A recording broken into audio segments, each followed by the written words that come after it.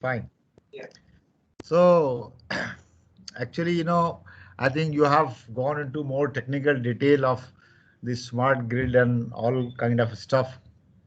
My PPT is visible to you or not? Because I'll be uh, going with my PPT. Uh, Let us start with smart grid, an overview. As I said you that this topic of your uh, workshop is very relevant. Smart grid, by now you might have understood what is smart grid.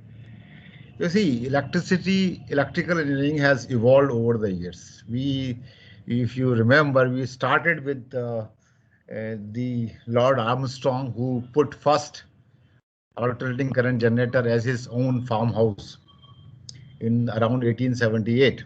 And then it was 1881, Goldsmith has put up a small hydroelectric power plant. And then it was Thomas Edison who put on a DC generator for generating. And then Westinghouse of USA, they started a small power station. And then there was a war between DC and AC. Edison was in favor of DC, whereas Westinghouse was in favor of AC. And that is commonly known as War of Currents. That finally ended in 1895. And since then, electrical energy and power systems has grown many folds. You know, it is a continuous evolving field. And now we have grown so, I mean, now today the electric power system is the most complex and largest, rather I should say, largest man-made system in the world. So you can understand its dimension, its problems and issues. Now, over the years, recently from around 80s or 75, when there was a petroleum crisis in Gulf countries, since then electrical energy has grown rapidly. It has actually demand of energy has grown rapidly. And then there it was felt that why not instead of fossil fuel energy, why not put on the non-conventional sources of energy?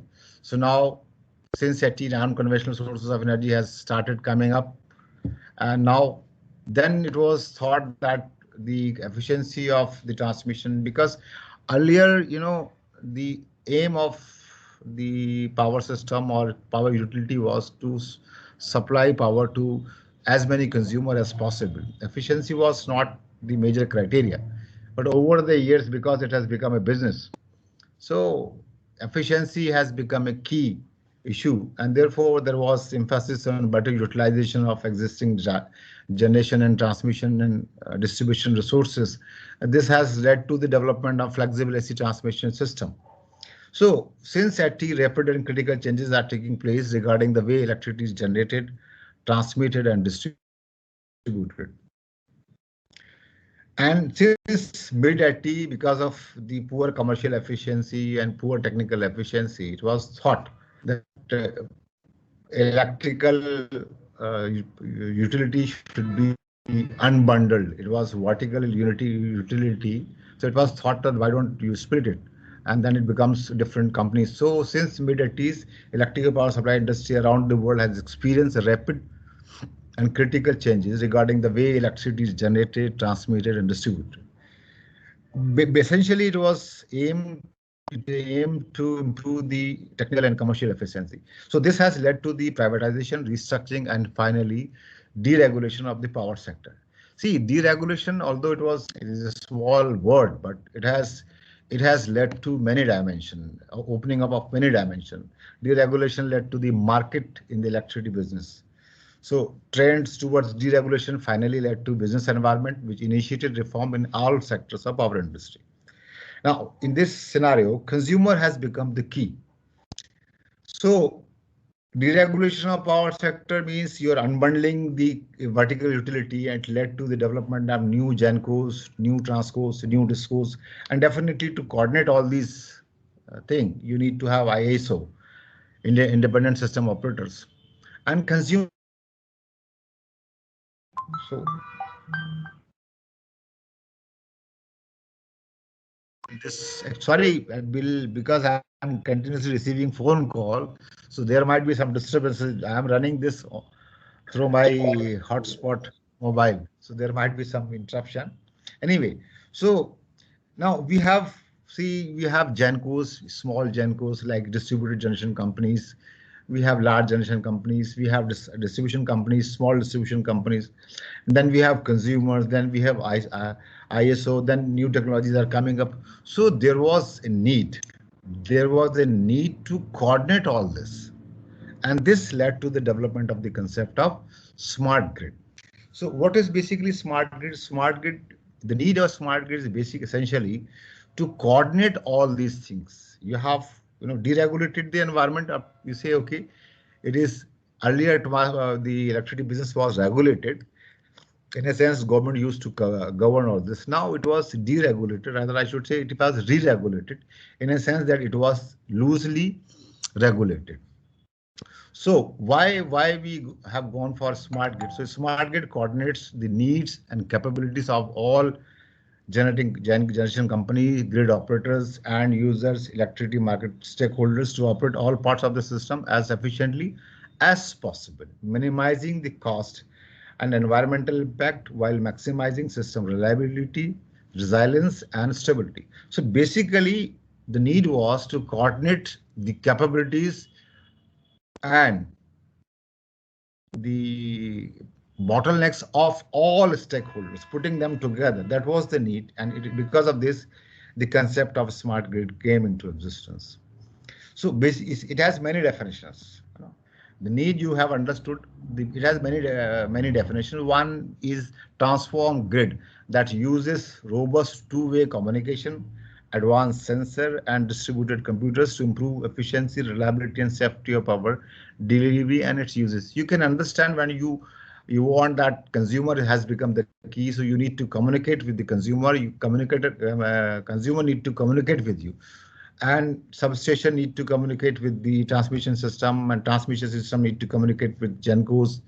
So all this, so you need to have a strong communication network, information technology network. So basically it is transform grid that uses two-way communication system, advanced sensor and all that. Customer and environmental friendly, definitely, because now consumer has become a key. So it has to be customer friendly, and of course it has to be because we are moving towards sustainable development.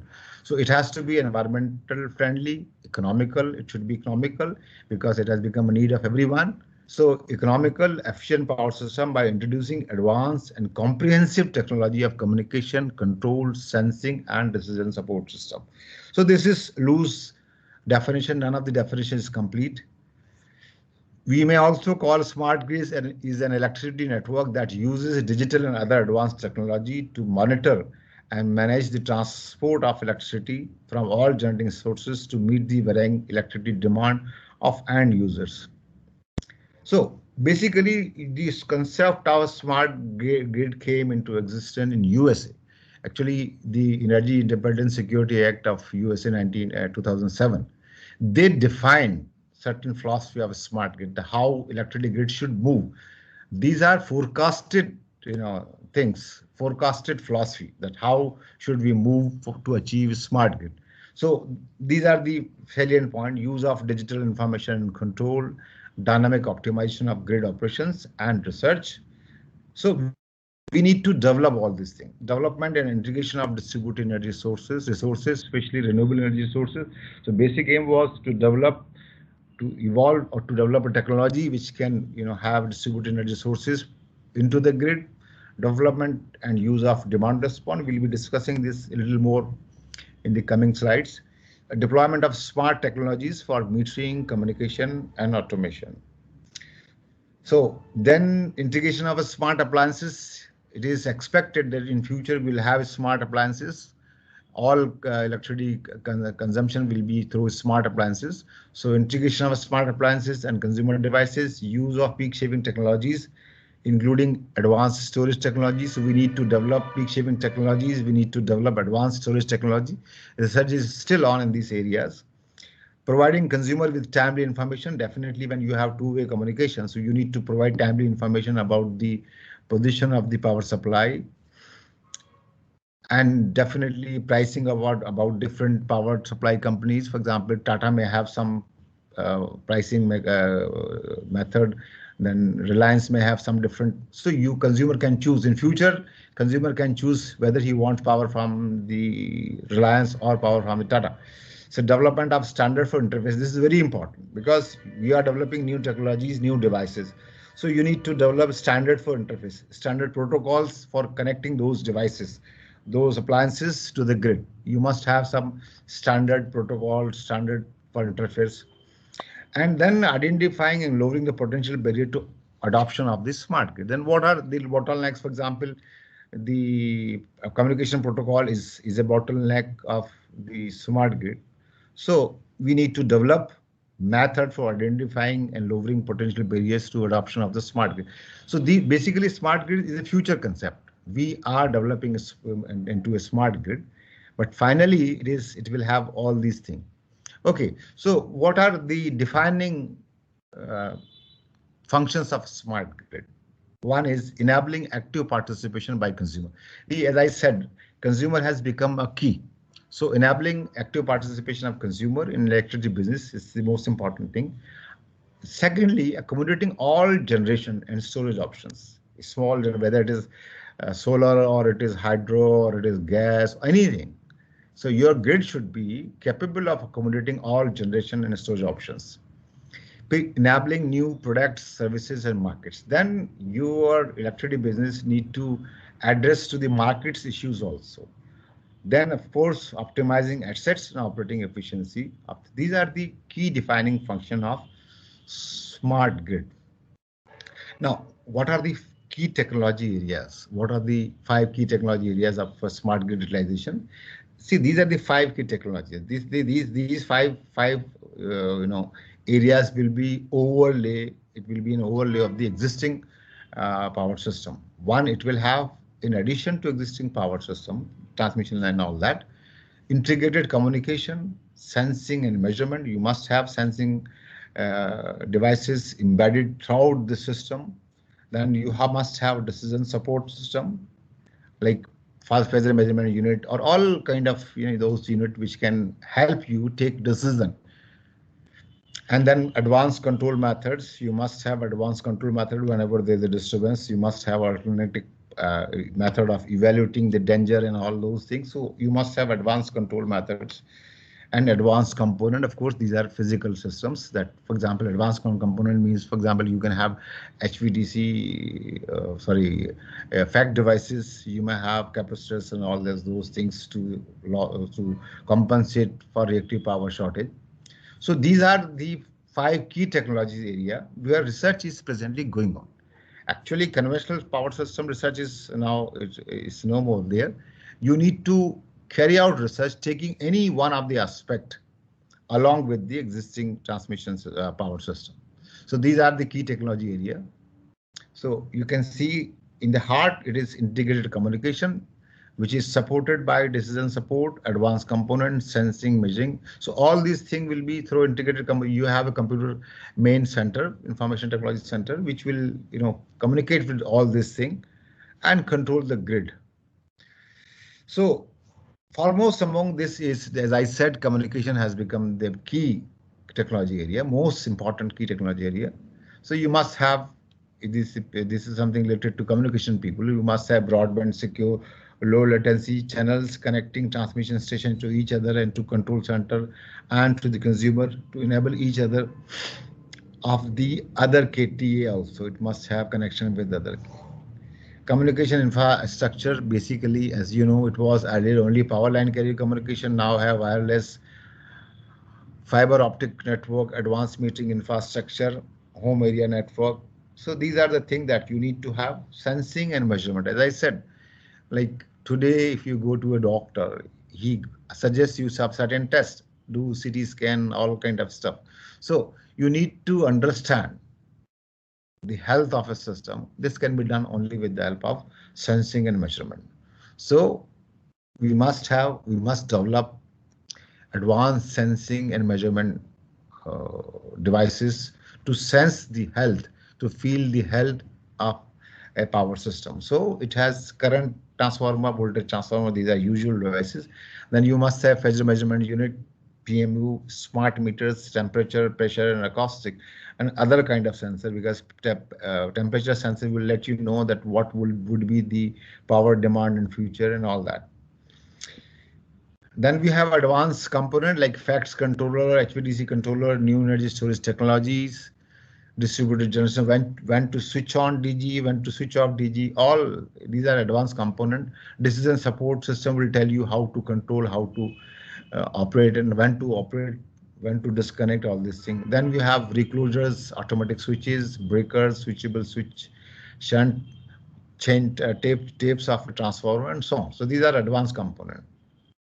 Now coming to decision support system, as I said, decision support system will utilize instantaneous measurement from phasor measurement units and other sources to derive fast simulation and advanced visualization tool that can help system operator access the dynamic changes. Now see, this is a very useful development. In earlier times, suppose there was a disturbance, so we used to carry out transient stability analysis under a expected fault, and used to analyze, run load flows and transient stability programs, and then see that we should not go into this operating zone, otherwise the system will move into unstable zone, grid may collapse. So we were very much preventive in our previous operation of the power systems. Now we have PMU with us, wide area measurement units with us, which can tell you instantaneous information that how the phasor angles are changing, how they are moving. So immediately you can take action. So rather than doing offline simulation, now we have online data available with us.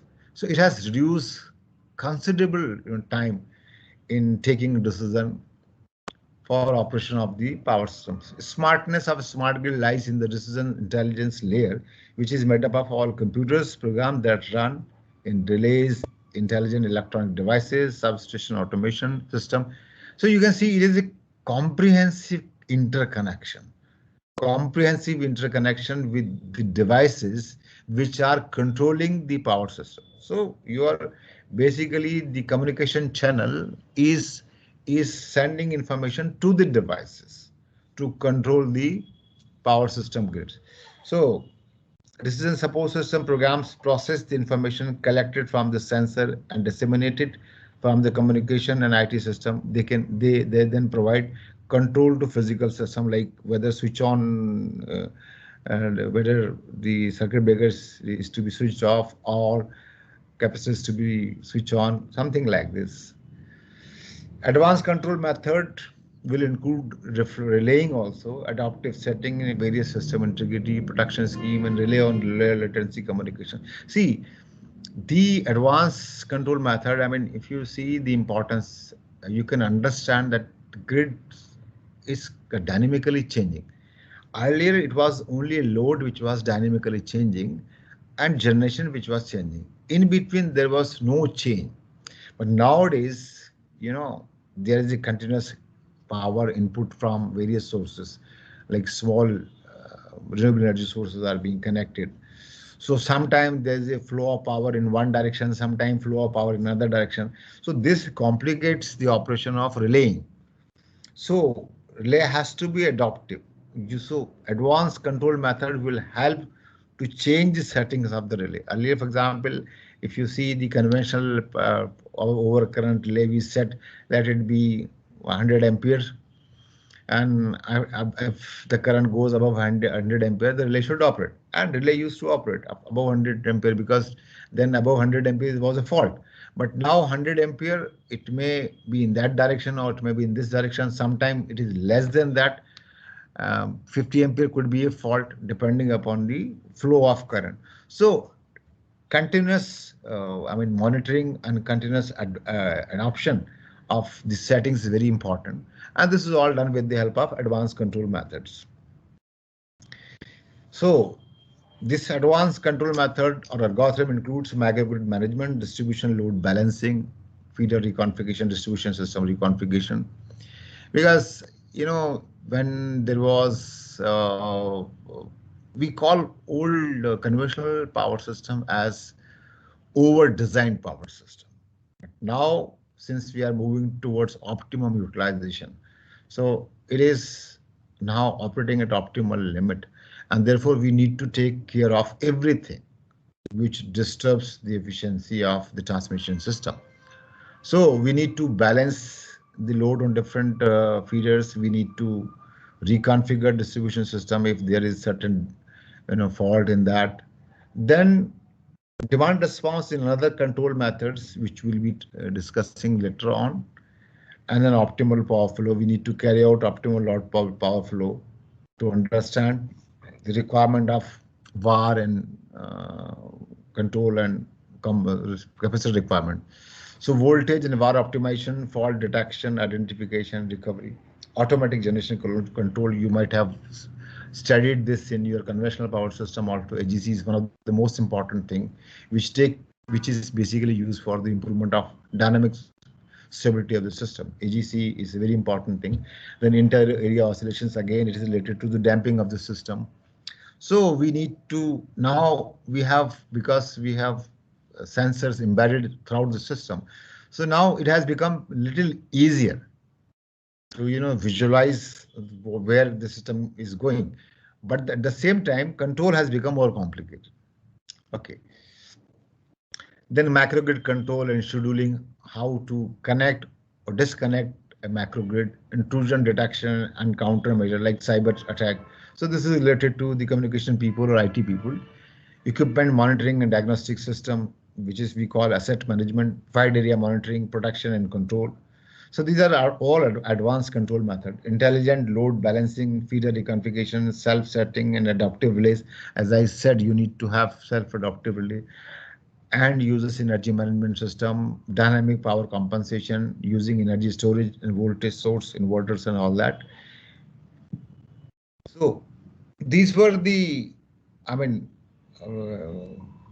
key technology areas of the smart grid. Now we are coming back to the building blocks of the smart grid. So what are the building blocks of the smart grid? You have some of them you already have. Supervisory control and data acquisition system. So you must have a SCADA system with energy management system, distribution DMS, and IT network. You must have GPS also. All kind of information, because information has become a key in the electricity business now. So reliable communication system. Then we have enterprise resource planning also. Now you can see that present day smart distribution system also manages manpower. So you must have the optimum utilization of manpower also. So you must have enterprise resource planning and asset management also. Geographic information system, modernization of the substation with modern switchgear and numerical. As I said, you need to have kind of connection interface with all the systems. So you need to develop systems which can be interfaced with the smart grid. Advanced metering infrastructure with two-way communication and meter data management system, electronic billing system, customer care system, distribution automation, substation automation, outage management system. So you all mobile crew management system, wide area measurement and control, system forecasting, dispatch and settlement. See, all these things will be used. System forecasting is another important thing that it will be embedded in the smart grid to see how the load is growing, which devices to be operated, which GenCos to be called for supplying power and all that. So these are the attributes of this smart grid. And what are the attributes? Somebody asks you what are the attributes. So it is information based communicating. It has to be communicating, two-way communication. Everybody can talk to everybody. It should be secure, self-healing. If there's a fault, there is automatic detection of the fault, and then the system should be capable of providing alternative route to the consumer for the supply of electricity. It should be reliable also, and it should be flexible. Flexible in the sense that it should accommodate all kind of thing. Storage also. Somebody, suppose I am a consumer and I want to put on a photovoltaic cell at my rooftop, a PV module. So I may be capable of putting this in the grid. So it has to be flexible. Definitely it should be cost effective because it is now for everyone. and it should be dynamically controlled.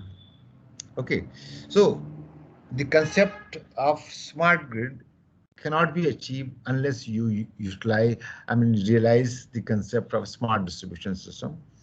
So we call modern distribution system or smart distribution system. It is again the same thing, upgrade the existing distribution system in a smart way. We call it smart distribution system. Remember, a lot of things are happening around the world in this smart grid. But if you see the research papers and all those things, you will find majority of the research is concentrated in the distribution system. And reason is very simple. The cost of delivering power, majority of the cost to deliver power to the consumer is consumed by the distribution system. And majority of the reliability issues are related with the distribution system. See, transmission system is more or less static, normally run at a rated power. So there's no disturbance, nothing kind of, power is fluctuating or something like this is happening. Moreover, it is running on a overhead transmission line. Distribution system sometime running underground, sometime overhead, and sometime if you go in a street, it is. So many of the issues are related with the distribution system. So distribution system is a serious threat to the realization of the concept of a smart grid. That is why the more focus is on the research in smart distribution system. Secondly, most of the small generations are putting to the grid using distribution system only.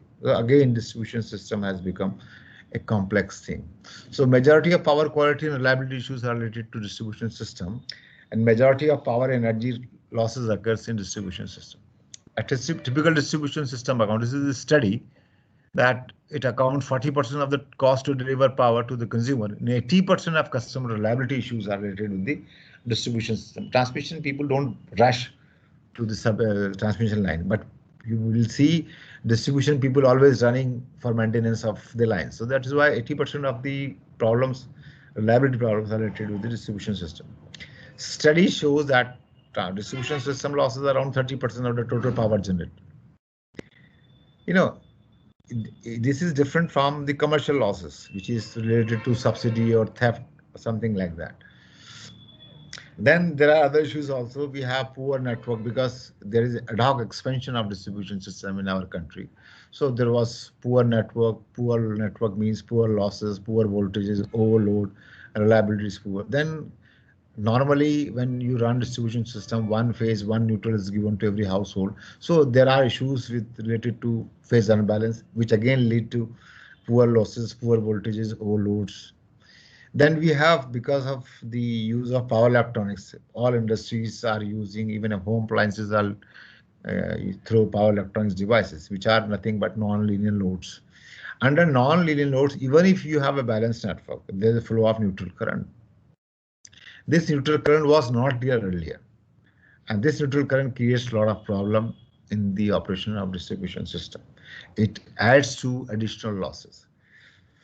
Then we have reactive power demands, because all the appliances, fan and everything, they are all demanding reactive power. So reactive power demands are higher than supply. So we have losses, poor voltages, overload, poor reliability, etc. So major changes are taking place at distribution level to achieve the objective of the smart grid. And therefore legacy distribution systems are being converted into smart distribution system. Again, when the ESA defined the philosophy of the smart grid, it also defined the philosophy of smart distribution. It identified 8 philosophies of the smart distribution system. These are shown here. I've taken it from internet source.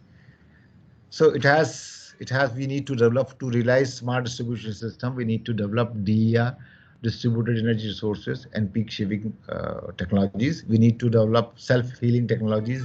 We need to develop sensing and embed in the distribution system. We need to have smart consumer devices. We need to have mechanism for optimizing distributed assets, algorithm. We need to develop mechanism of islanding. Then, as I said, advanced control tools, and definitely demand response mechanism. See, ideally, if you ask me, what should be the grid of a nation? So if you ask me, I'll say it should have smaller grid interconnected with a main grid. So ideally, you must have a small, if you suppose you have a colony, there should be a small microgrid. If there is industry, there should be small microgrid, but then it should be connected. So this is the ideal situation, that if you have all small loads in pockets, they are operating as a macro grid, and then they are supporting each other, they are interconnected for the benefit. Then this is the ideal situation. So the aim of all this basically smart distribution system, you see, you must have DER and peak shaving, you must have self-healing mechanism, that you must have sensing, proper sensing of all this. So these are the 8 philosophies of smart distribution. Let us come discuss one by one. One is the distributed energy resources, because most of the research is concentrated on distributed energy resources. Why we are, integrating DER.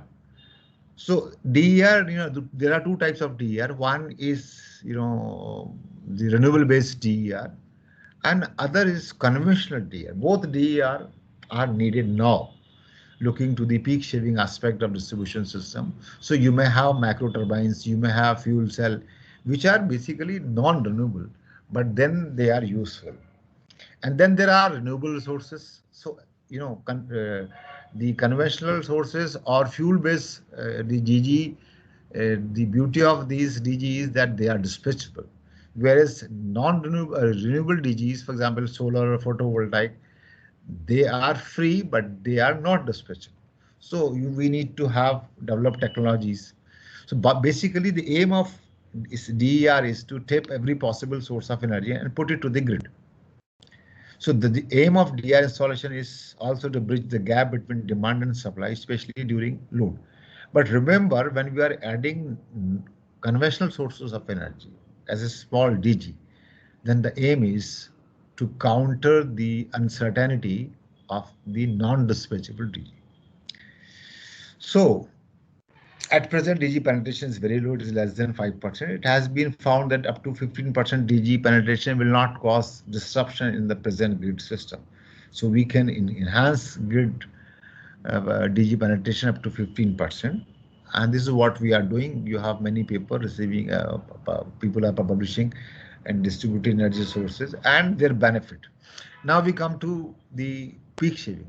And peak shavings, whenever you have peak demand, then you can say that losses are proportional to square of the current. So if the demand increases 2 times, losses increases 4 times. And at that time, peaking generator, if some generator is peaking, it has to have a spinning reserve also. So you can see the horrible condition in which your generators will be running. So basically our aim is to avoid peaking of generators. And therefore, we call peak shaving means curtailment of the load during peak hours. So ability to curtail some of electrical load at peak times to alleviate the need for peaking generation resources. Basically, you must have peak shaving. Now, there are many methods of doing peak shaving.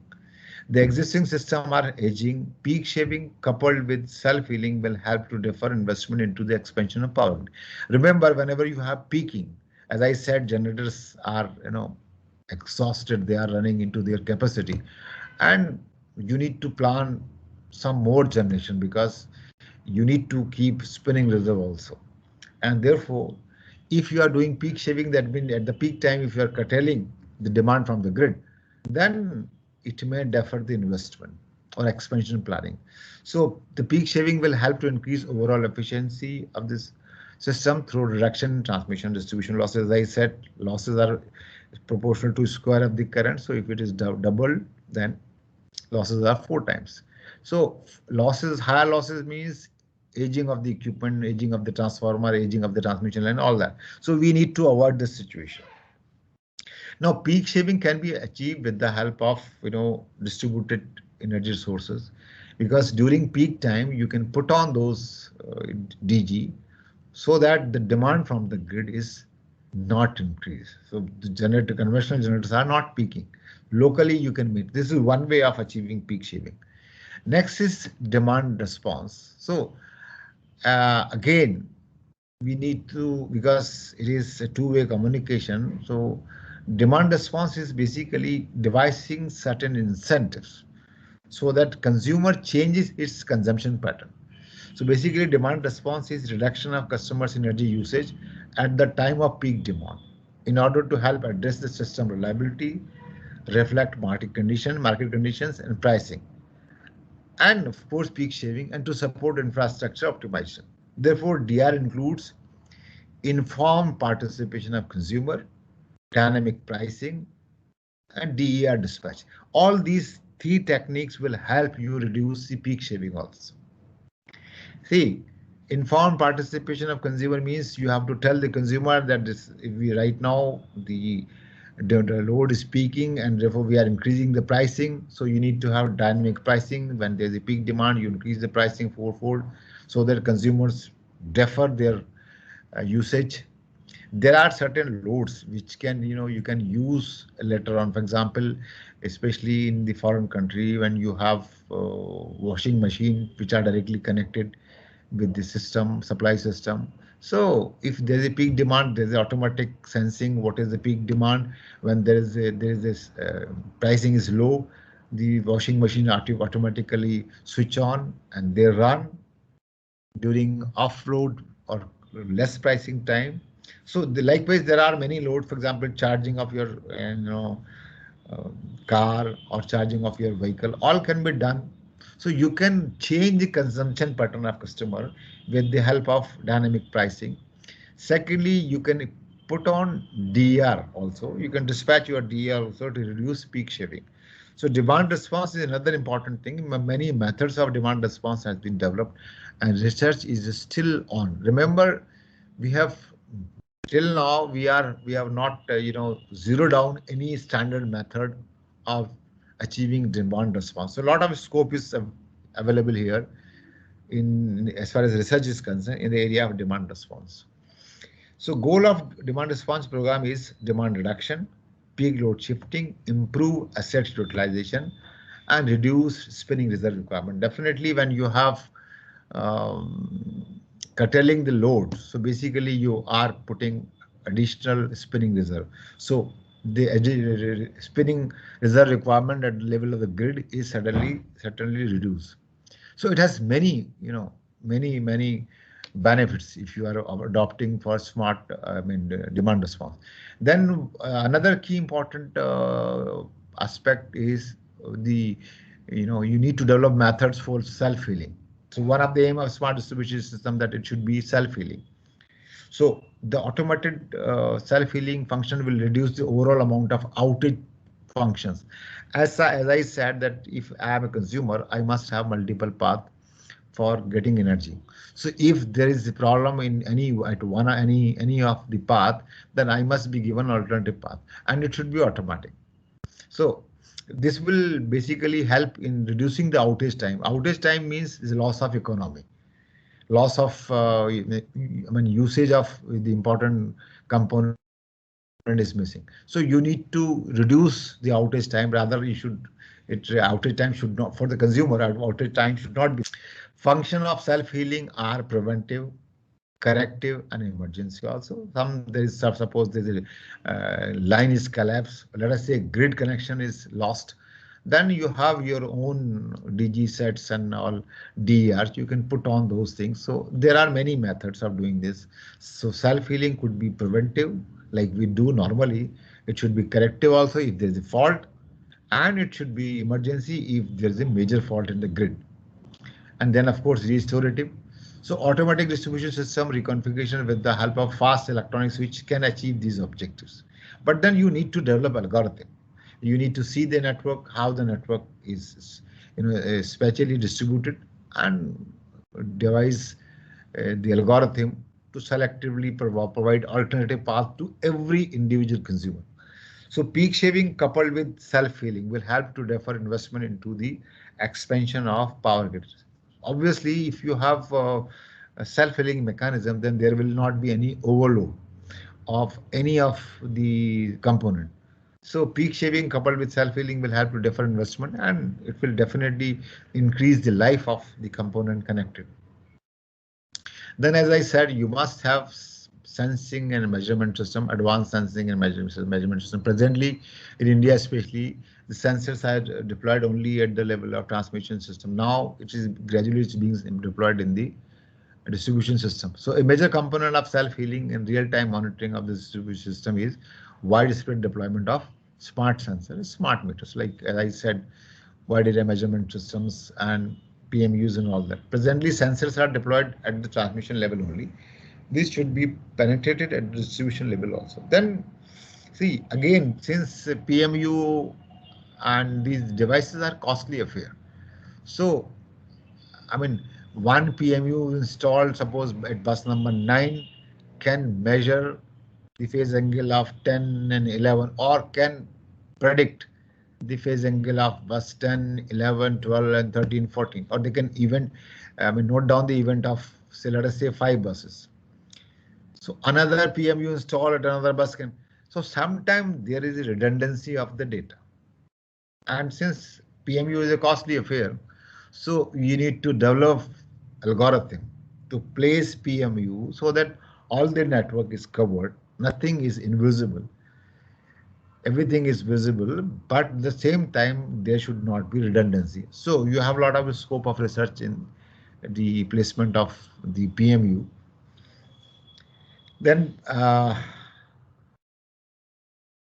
so phasor measurement unit, distributed weather sensing mechanism or methods, wide area monitoring system. These are all we need to develop this, and we need to integrate this with the smart distribution system and to the main control.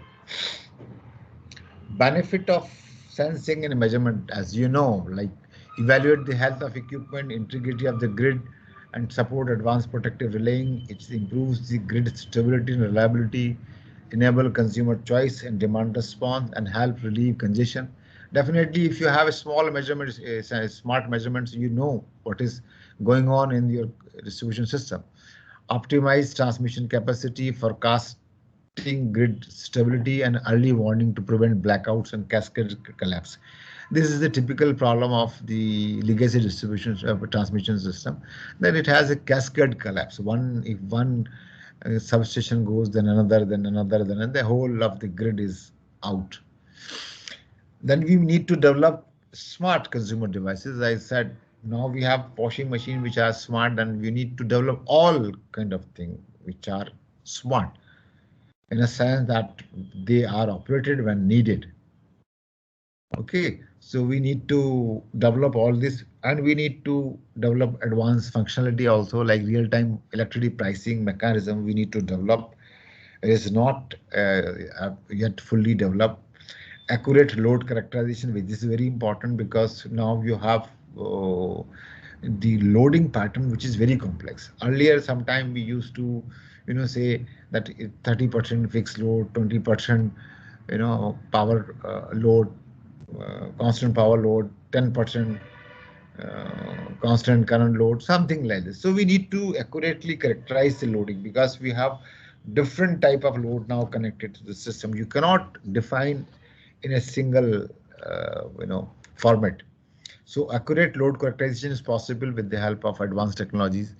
Outage detection, restoration technology we need to develop. Then we have optimizing distributed assets. As I said, you are all doing research in this area. When to switch on the DR, when to switch on the capacitor, when to switch on fact devices, when to switch on transformer taps and switches. But now you need to coordinate all this. Coordination of transformer taps with capacitors, coordination of capacitor transformer taps with the fact devices, coordination of DER and all those with the taping of the transformer. So, it is a complex exercise. You can do research, a lot of research in these areas. Proper placement of these devices can help to achieve secure, sustainable, efficient power supply with a lot of other benefits. Then we have islanding. As I said you earlier also, that we want a national grid, which consists of many of these small microgrids, but then they are connected. So if we are capable, if we are able to achieve this, then most of our problem will be solved. Then grid collapse will not be there. So islanding is one of the things. Sometimes islanding is intentional, sometimes islanding is non-intentional. Non-intentional islanding is dangerous because dangerous too for the consumer, not for the system. If there is non-intentional islanding, then one of the portion of the network is out. So the power supply to the consumer connected with that particular network, they are not meeting their load demands, and so they are in dark. But if you have intentional islanding where you have self-sufficiency of generation, then intentional islanding will help, it will act as a kind of transformer, which is not transforming the DC disturbances to the other side. So when you do islanding, your grid is connected with a line, and that line is isolated, becomes islanded system. So then islanded grid is operating in its own with a small distributed generation now.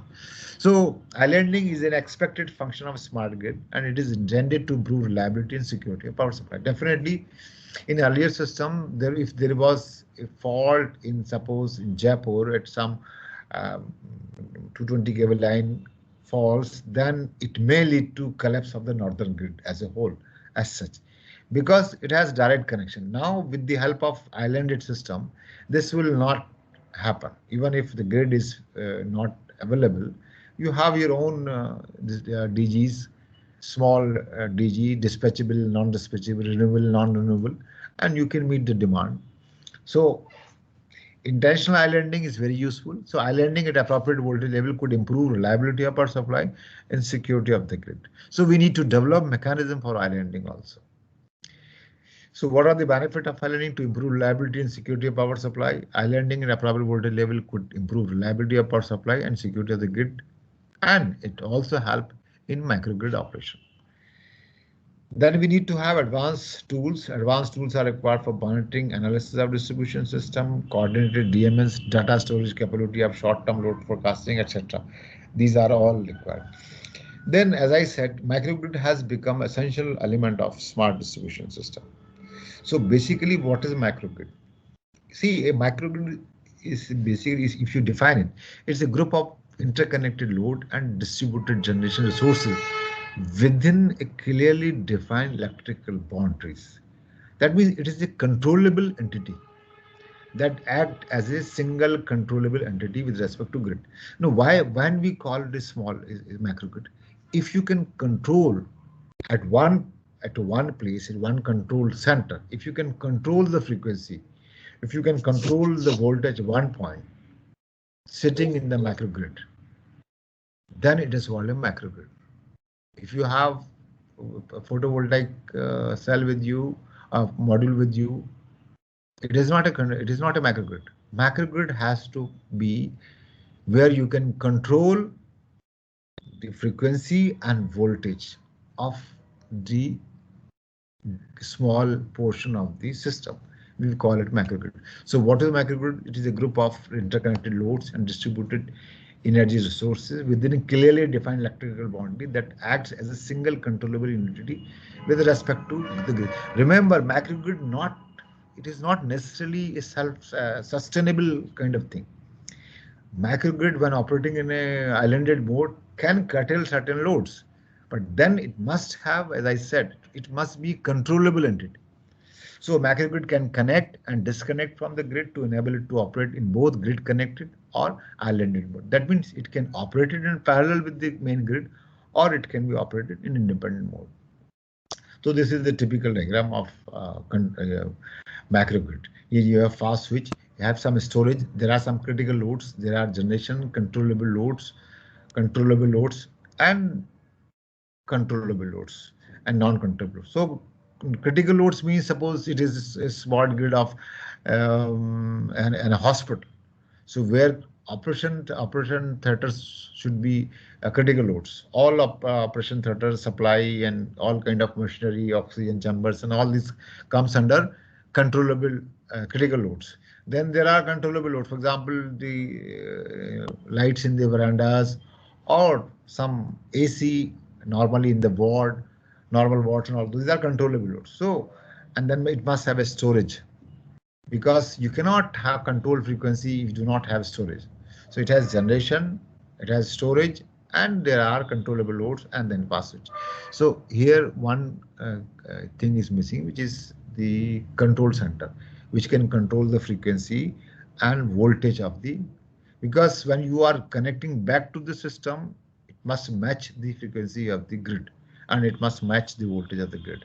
So synchronization of the microgrid with the main grid is again an issue which need to be addressed.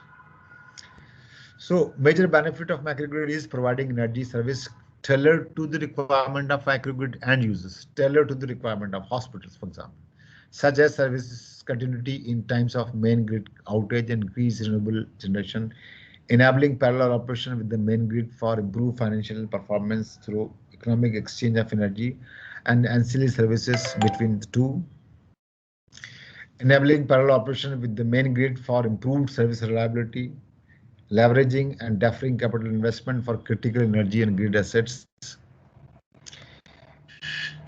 Now, issues to be addressed. Excuse me, just a minute.